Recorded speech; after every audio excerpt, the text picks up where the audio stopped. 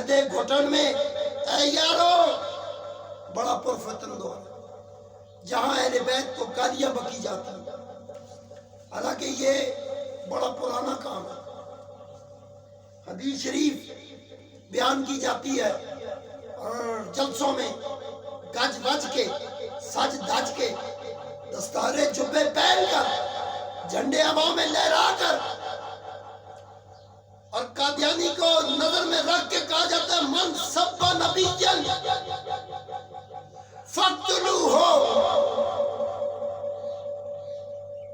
بڑے نخرے اور ناز ہے دستارے جبے پہن کر ماتھوں پہ نالین مصطفیٰ کو لگا کر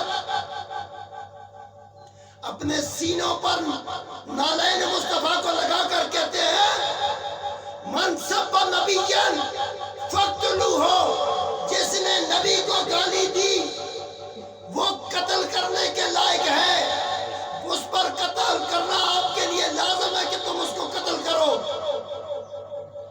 آؤ ابھی نبی کا نعرہ سنتے ہیں، بولو سبحان اللہ۔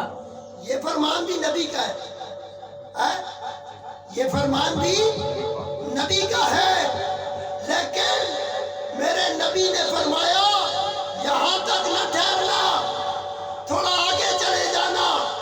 من سب نبی فقتلوہ، من سب علی فقد سبنی، جس نے علی کو گالی دی اس نے مجھے گالی دی۔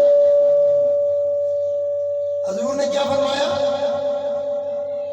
من سب نبی فقتلوہ، جس نے نبی کو گالی دی اس نے مجھے گالی دی۔